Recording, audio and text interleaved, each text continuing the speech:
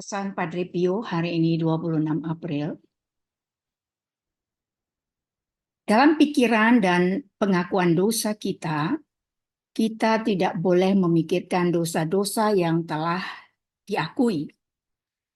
Karena penyesalan kita. Yesus telah mengampuni dosa-dosa kita di pengadilan penebusan dosa. Di sana dia menghadapi kita dan kesengsaraan kita seperti seorang kreditur di depan seorang debitur.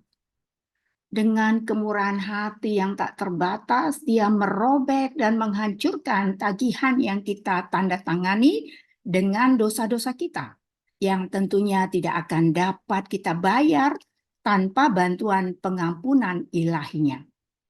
Untuk kembali ke dosa-dosa ini dan mengungkitnya lagi hanya untuk meminta dosa-dosa kita diampuni lagi, hanya karena keraguan bahwa dosa-dosa kita benar-benar telah diampuni, maka bukanlah ini akan dianggap sebagai kurangnya kepercayaan pada kebaikan yang dia buktikan dengan merobek setiap dokumen hutang yang dibuat melalui dosa.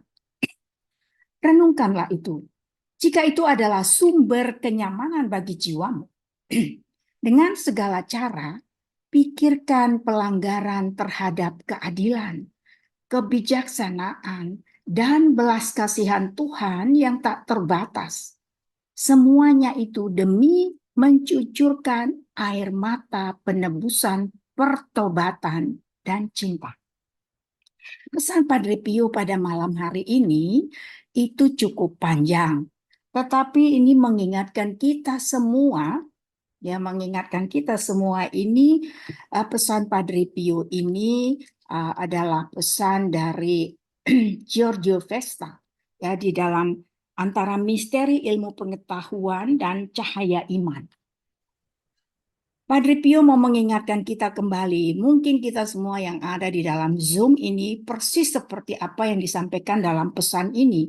Seringkali kita ragu dengan dosa-dosa yang sudah kita ampuni, sudah kita mohon pengampunan, tetapi kita masih terus berpikir pada dosa itu. Kita tidak pernah move on, kita tetap mengingat dosa itu. Padahal Tuhan sudah lupa, kita datang, dia sudah lupa yang mana dosa itu. Tetapi kita mengorek-ngorek kembali apa yang sudah kita lakukan. Ini menunjukkan ketidakpercayaan kita pada belas kasih Allah. Bahwa Allah penuh belas kasih, maha rahim. Di sini dicontohkan seperti orang yang punya utang dan piutang ya. Dirobek, sudah dilupakan. Kenapa kita bilang mana berkas-berkas hutangku? Mengapa kita tidak datang lalu kemudian dengan segala cara kita pikirkan bagaimana pelanggaran-pelanggaran tentang ketidakadilan yang kita buat ya mengenai kebijaksanaan dan belas kasih Allah. Dan kita mencoba untuk melakukan semua mengingat penebusan dosa untuk dosa-dosa yang baru yang kita lakukan, bukan dosa yang sudah lama. Nanti kita bisa tanya juga kepada Padre Fidelis yang sudah hadir bersama kita sejak awal di sini mendengarkan bagaimana kita berdoa semua. Seberapa banyak kita persis seperti pesan Padre Pio pada malam hari ini. Terus begitu ya, tidak pernah move on. Ya kalau itu dia bilang, iya tetapi tetap membekas itu ada di dalam hati saya. Ya Tuhan sendiri sudah lupa, kenapa kita tidak bisa? Kenapa kita mengingat terus dosa-dosa? Baik dosa-dosa kita atau dosa-dosa yang orang lain buat pada kita. Ya nanti seperti dilihat ya di dalam 1 Yohanes 1 ayat 9.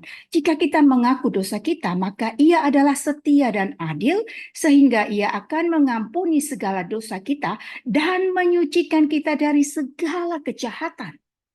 Nah, kalau namanya menyucikan kita, mengampuni kita. Ya, suci berarti apa? Bersih ya. Lalu kenapa kita nggak percaya?